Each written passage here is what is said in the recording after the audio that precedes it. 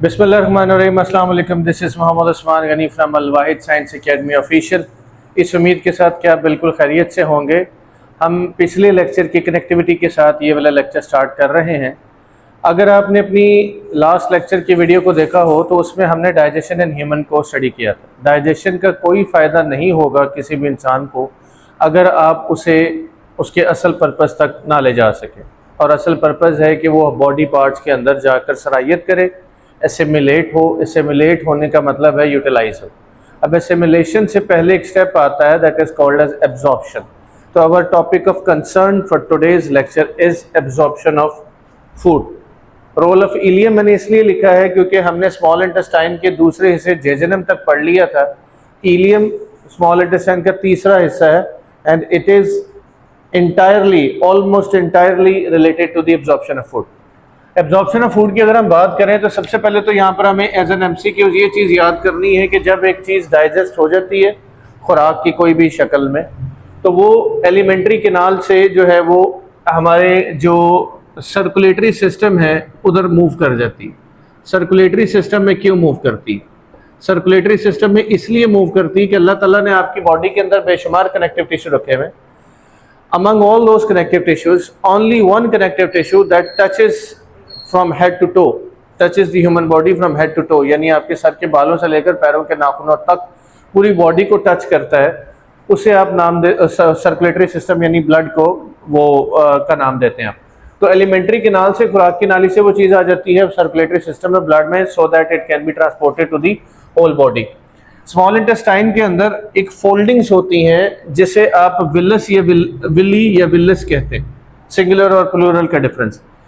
इसकी अगर इंपॉर्टेंस की बात की जाए तो इसकी जो फिंगर लाइक प्रोजेक्शंस होती हैं वो सरफेस एरिया को बढ़ा देती हैं, जस्ट लाइक जैसे प्लांट्स के अंदर रूट हेयर्स होते हैं और वो इन्हेंस कर देते हैं सरफेस एरिया को for the absorption of water and the other minerals. बिल्कुल वैसे ही हमारी स्मॉल इंटेस्टाइन के अंदर एब्जॉर्प्शन ऑफ फूड के लिए की इंक्रीमेंट के लिए इस्तेमाल होता है। This is very very very important information for the MCQ's purpose with respect to the Lahore board point of view कि जो हमारी खुराक है वो डिफ्यूजन और एक्टिव ट्रांसपोर्ट के प्रोसेसेस के ज़रिए इन स्मॉल इंटेस्टाइन एब्जॉर्ब होती है।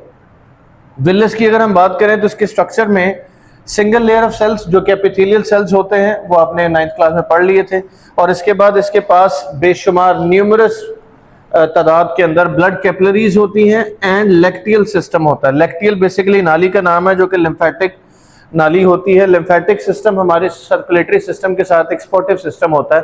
वक्ती तौर पे आपके लेवल के लिए इतनी इन्फॉर्मेशन काफ़ी है। इसके भी similarly the circulatory system transport का काम होता है और transport of materials from the one cell to the other. तो अभी तक हमने पढ़ लिया है कि ये एब्जॉर्प्शन के लिए जो है वो सरफेस एरिया को एनहांस करते हैं। इसके अंदर ब्लड कैपिलरीज और लेक्टियल पार्ट होता है। अल्लाह ताला ने आपकी बॉडी के अंदर जो विलस रखी है उसके स्ट्रक्चर को अगर आप देखें तो इसमें जो ग्रीनिश पार्ट आपको नजर आ रहा है वो लेक्टियल को शो कर रहा है, ब्लूइश लाइंस और रेडिश लाइंस ये ब्लड कैपिलरीज को जाहिर कर रही हैं, और ये जो फिंगर लाइक पूरी प्रोजेक्शन है इनमें से एक को आप सिंगल विलस कहेंगे।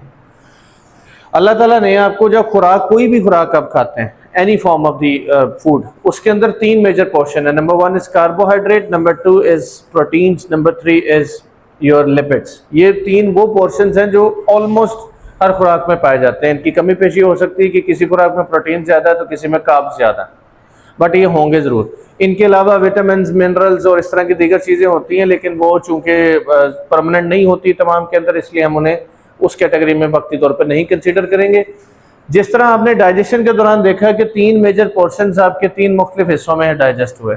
ओरल कैविटी में डाइजेस्ट हुआ जो कार्बोहाइड्रेट पोर्शन था पार्शली, स्टमक में डाइजेस्ट हुई प्रोटीन्स, और स्मॉल इंटेस्टाइन के फर्स्ट पार्ट में इमल्सिफिकेशन के प्रोसेस के जरिए फैटी एसिड और ग्लिसरॉल यानी फैट लिपिड्स डाइजेस्ट हुए। बिल्कुल ऐसे ही यहाँ पर एब्जॉर्प्शन भी डिफरेंट होगी। पहली एब्जॉर्प्शन आती है जी फैटी एसिड या ग्लिसरॉल की। फैटी एसिड और ग्लिसरॉल मैं बताता चलूँ बिल्डिंग ब्लॉक्स हैं, यूनिट्स हैं लिपिड्स के। ग्लिसरॉल और फैटी एसिड इस्तेमाल होंगे या यूटिलाइज किए जाएंगे इन दी लेक्टियल पार्ट यानी लिम्फेटिक वेसल, जो कि अल्टीमेटली जाकर इसको ब्लड वेसल नियर हार्ट में जाकर इसे ड्रेन आउट कर देगी, इसे जो है वो वहाँ पर ये जाकर गिर जाएगी। फिर उसके बाद absorption of protein and carbohydrates है। अब इसमें देखिए आपकी बुक ने लफ्ज इस्तेमाल किया है इम्यूनो एसिड्स, इसे कुछ लोग अमाइनो एसिड्स भी पढ़ेंगे due to the functional group, that can also be taken as a right pronunciation. Amino acids, proteins and simple sugars which is carbohydrate, ये दोनों blood capillaries में enter होंगे और ब्लड कैपिलरीज में एंटर होने के बाद ये जिस नाली के अंदर हिस्सा लेंगे, ये जिस नाली में ड्रेन आउट होंगे, उसका नाम है hepatic portal vein. This is very important to note down. किसी भी टर्म से पहले अगर HEPA ये 4 लेटर्स आए तो इसका हमेशा बायोमेडिकल साइंस के अंदर जो मतलब होता है वो होता है लिवर। और वेन वो नाली होती है जो बेसिकली बॉडी पार्ट से खून को वापस दिल की तरफ लेकर जाती है, उसकी डायरेक्शन दिल की तरफ जाना होती है। तो इसने जाना अल्टीमेटली दिल की ही की तरफ है, लेकिन ये दरमियान में एक रास्ता, एक स्टॉप लेती है जो कि लिवर का स्टॉप। तो यहाँ से ये दोनों चीजें, सिंपल शुगर और अमाइनो एसिड्स जो है वो प्रोटीन इसके हेप्टिक पोर्टल वेन के पास से होती हुई किधर जाएंगी, लिवर में। लिवर का एक काम है जो हमने आने वाले पोर्शन में हम देख लेंगे, that is a clearing house. Clearing house से मुराद ये होती है कि अगर आपकी खुराक के अंदर कोई ऐसा टॉक्सिक सब्सटेंस है या इस तरह की कोई चीज है तो वो उसे रिमूव करने की सलाहियत रखता है।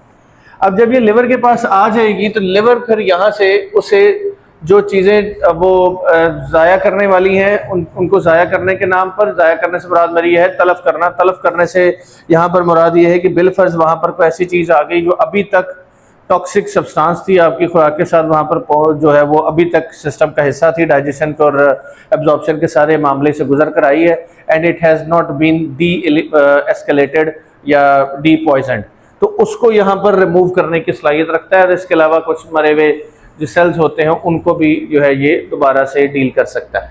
तो जब ये वो हो जाएगा तो उसके बाद हेप्टिक वेन सारे न्यूट्रिएंट्स को लेकर जाएगी ब्लड के पास। आपने देखा कि यहाँ पर जो आपके लैक्टियल पार्ट था उससे भी चीजें किधर गई, ब्लड वेसल्स के पास, अल्टीमेटली ह्यूमन हार्ट के पास। इधर भी सारी चीजें किधर गई, ह्यूमन हार्ट के पास। और ह्यूमन हार्ट ने क्या करना है, पूरी बॉडी के अंदर जो फैला हुआ ब्लड वेसल्स का जाल है उसके जरिए पूरी बॉडी में फैला देना है। यहाँ पर एब्जॉर्प्शन पूरी होती है, assimilation part by part different अंदाज से होती है। एसिमिलेशन का मतलब ये है कि मैंने जो खुराक हजम की, एब्जॉर्ब करवा कर ब्लड सर्कुलेटरी सिस्टम में पहुंचाई, उसके जरिए वो गई पैरों के पास, आंखों के पास, कानों के पास, हाथों के पास। हर ऑर्गन ने, हर टिश्यू ने अपने अपने हिस्से की, अब यूँ समझ लीजिए कि एक दरिया गुजर रहा है, उस दरिया के अंदर पानी है और आप अपने हिस्से का पानी निकालते हैं, उसके बाद दरिया का बाकी पानी एज इट इज फ्लो करता रहेगा और आप जो है वो अपना हिस्सा लेकर उसे अपने मकसद के लिए इस्तेमाल कर लेंगे। जस्ट लाइक दैट जो ब्लड की धार के अंदर, फ्लो के अंदर हमारे न्यूट्रिएंट्स हो जाएंगे तो हर हिस्सा, बॉडी पार्ट जो है वो अपने अपने हिस्से की चीज वहां से निकालेगा and utilise that portion of the absorbed digested food, और इसके साथ आपकी एब्जॉर्प्शन और डाइजेशन पूरी हो जाती है। ओके, अब अगर हम बात करें तो आपके बुक के अंदर एक साइड बॉक्स इंफॉर्मेशन है कैरोटीन की। कैरोटीन बेसिकली नेचुरल पिगमेंट है। आपने जो क्लोरोफिल के बारे में पढ़ा था, क्लोरोफिल ए और क्लोरोफिल बी, उसके अंदर आपने 9th क्लास के अंदर पढ़ा था कि क्लोरोफिल ए जो होता है वो मेन जो रेड और ब्लू कलर की लाइट है उसे कैप्चर करता है, और जो एक्सेसरी पिगमेंट्स है क्लोरोफिल बी एंड दीगर, वो जो दीगर लाइट्स हैं और कैरोटीन उनको जो है वो करता है, कैप्चर करता है। तो नेचुरल पिगमेंट है, mostly present in fruits and vegetable like carrots and mangoes, और ये एसेंशियल होता है फॉर विजन, आंखों के लिए, ग्रोथ एंड इम्यूनिटी, हमारी ओवरऑल बॉडी ग्रोथ और इम्यूनिटी यानी हमारी कुव्वत मुदाफ़ियत के लिए। Role of enzyme, this portion is shall be very important for the MCQs with respect to the board point of view. यहाँ पर अब हमारी जो एलिमेंट्री कैनाल के मुख्तलिफ हिस्सों के अंदर इंजाइम्स इस्तेमाल हुए हैं उसका जिक्र है। इसमें देखिए स्लाइवरी माइलेज ओरल कैविटी का पोर्शन है। ओरल कैविटी के अंदर स्लाइवरी माइलेज था, स्लाइवा यानी थूक के अंदर पाया जाता है, और इसका काम होता है कार्बोहाइड्रेट्स को डाइजेस्ट करना पार्शियली, और इसके अलावा वाटर और म्यूकस भी इसके अंदर मौजूद थे, आपने पढ़ा था। पेप्सिन, पेनक्रियाटिक, एमाइलेज और ट्रिप्सिन, ये दोनों तीनों जो है वो स्टमक में मौजूद होते हैं। पेप्सिन प्रोटीन को डाइजेस्ट करने वाला है, एमाइलेज नाम से आपको पता चल जाएगा कार्बोहाइड्रेट को हजम करने वाला है, और जो ट्रिप्सिन है ये ओवरऑल दीगर जो फंक्शंस हैं उस तरह के छोटे छोटे रोल अदा करने वाला है। इसमें देखिए chymotrypsin, पेप्टिडेजेस, lipases, nucleases, maltase, sucrase, lactase और डाइपेप्टाइजेस, पेप्टिडेजेस, ये सारे के सारे एंजाइम स्मॉल इंटेस्टाइन में पाए जाते हैं। हमने शॉर्ट वीडियो के अंदर ये सीखा था कि जो स्मॉल इंटेस्टाइन है वो बेसिकली वो ऑर्गन है हमारे डाइजेस्टिव सिस्टम का that carries most portion of the digestion in human. ये सारे वो एंजाइम्स हैं जो उसमें बारी बारी मदद करते हैं। इसमें सुक्रेज और माल्टेज, माल्टेज जो है वो माल्टोज को sugar is normal simple sugar जो कार्बोहाइड्रेट का हिस्सा, लाइपेज जो है वो लिपिड्स को, न्यूक्लियस न्यूक्लिक एसिड्स को, इसके अलावा लैक्टेज लैक्टोज को, अगेन वो कार्ब, इसमें पेप्टिडेजेस डाईपेप्टिडेजेस, ये सारे दोनों जो है वो प्रोटीन को, और जो है वो काइमोट्रिप्सिन भी प्रोटीन को डाइजेस्ट करने वाला एक एंजाइम। इसके बाद अगर हम देखें, हमारी डाइजेशन पूरी हो चुकी, एब्जॉर्प्शन पूरी हो चुकी, एसिमिलेशन में आपको बता चुका हूँ कि वो organ by organ, tissue by tissue अपने अपने हिसाब से होती है। अब हम जा रहे हैं last step of the nutrition in human, that is defecation और इजेशन। उसके लिए it is majorly concerned with large intestine. Large intestine हम शॉर्ट वीडियो में इसका तस्करा कर चुके हैं। 1.5 सेंटीमीटर लेंथ और 5 से 7 सेंटीमीटर की विड्थ रखती है। इस विड्थ की बिना पे इसे हम लार्ज इंटेस्टाइन कहते हैं, अदरवाइज इसकी जो लेंथ है वो स्मॉल इंटेस्टाइन से कम है। इसमें अगर हम बात करें तो कम से कम 3 पोर्शन है, caecum, colon and rectum. Rectum का बिल्कुल वैसा ही काम है जैसे ब्लैडर का होता है। ब्लैडर ने यूरिन को टेम्पररी स्टोर करना होता है, रेक्टम ने फीसिस को टेम्पररी स्टोर करना होता है, जो हम अभी जिक्र करते हैं कि क्या होता है।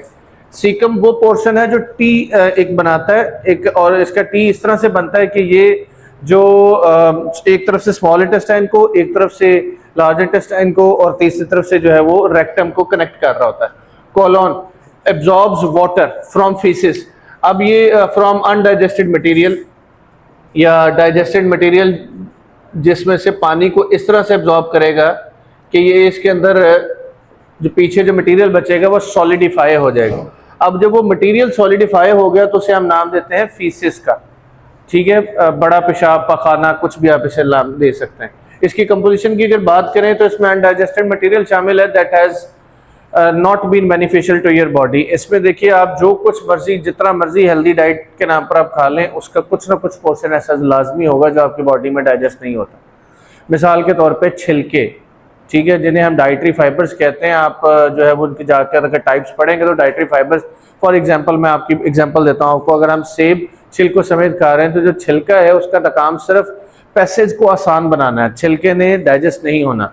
और जो बीज होते हैं मुख्तलिफ फलों के वो डाइजेस्ट नहीं होते, वो सिर्फ पैसेज को, पैसेज से मेरी मुराद है कि वो जब आपकी स्मॉल और लार्ज इंटेस्टाइन से चीज़ गुजर रही होती है तो उस पैसेज को आसान बनाता है, हमें कब्ज से दूर रखता है, कार्सिनोजेंस को रिमूव करता है, इस तरह के काम करता है।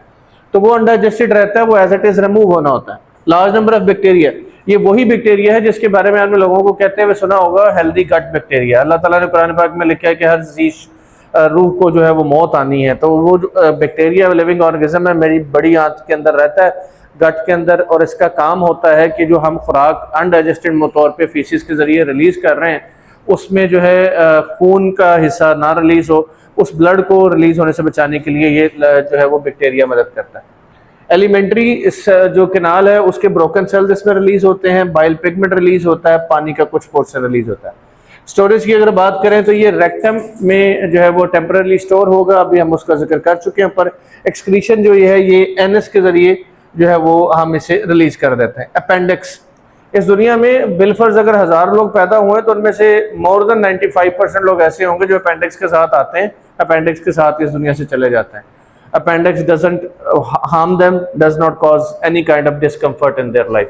But sometimes appendix large intestine के सीकम का हिस्सा है, sometimes इसके अंदर इन्फेक्शन आ जाती है due to multiple causes, उसे हम appendicitis कहते हैं। appendicitis के लिए इसे हमें सर्जिकली रिमूव करना पड़ता है। If we do not remove it by surgical तो ये इन्फेक्शन जो है ये पूरी बॉडी में फैल सकती है, and in particularly हमारे पूरे पेट के रीजन में फैल सकती है, and that situation can be deadly. Okay, associative organ के तौर पे लिवर जो है वो डाइजेस्टिव सिस्टम में हिस्सा लेता है।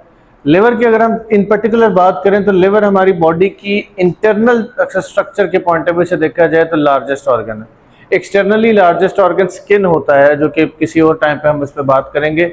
इंटरनली लिवर लार्जेस्ट ऑर्गन है, राइट टू दी स्टमक मौजूद होता है। एक एडल्ट के अंदर इसका वेट 1.5 किलो होता है, जिसे आप अमूमन कलेजी के नाम से भी जानते हैं, छोटे बड़े जानवर की इस्तेमाल भी होती है खाने के तौर पे, बट दैट डजंट मीन कि इसका वेट इतना ही होना चाहिए, it may vary from the person to person. Gall bladder, ये नाम आप पहले सुन चुके हैं, हमने डाइजेशन के टाइम पे सुना था, ये नाम पढ़ा था। इसकी वेंट्रल साइड पे, एक साइड पे जो है वो लिवर के एक थैलीनुमा ऑर्गन मौजूद होता है जिसे गॉल ब्लैडर कहते हैं।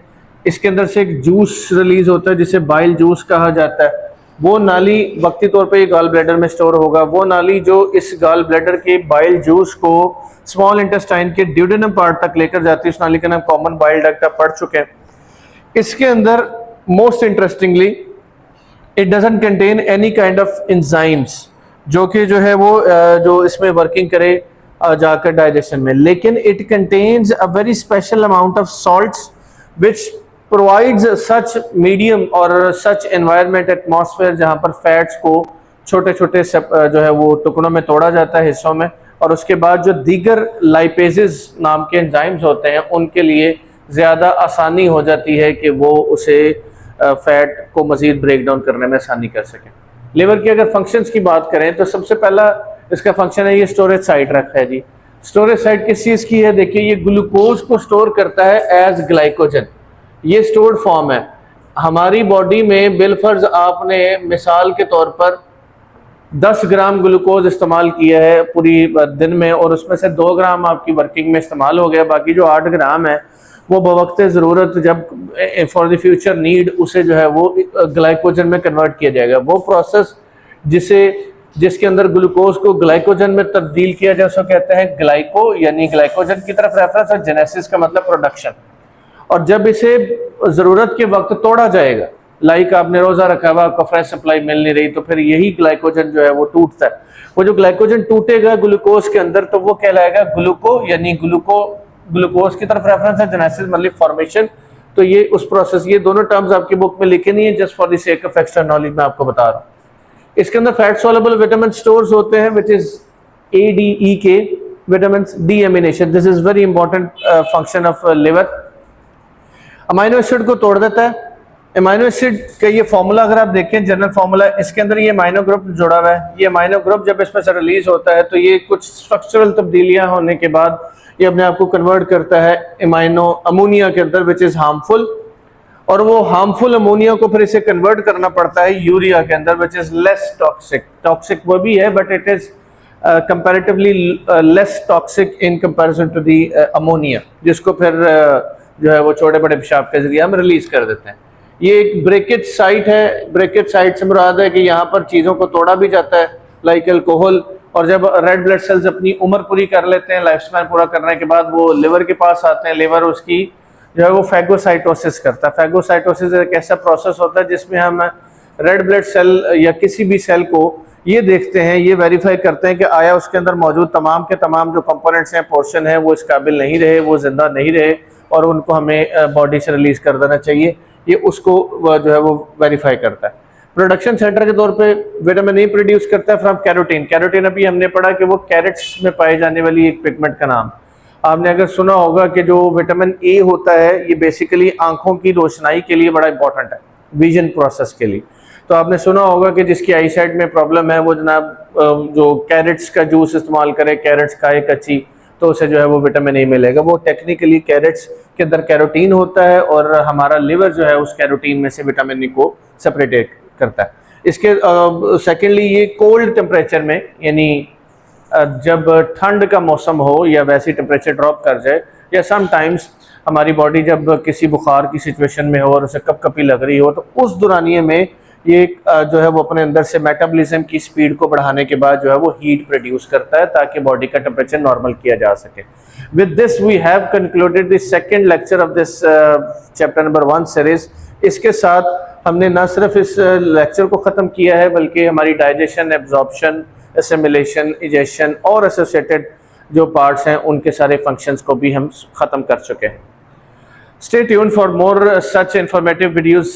Please do like, share, subscribe Al Wahid Science Academy official channel. Thank you so much for your time.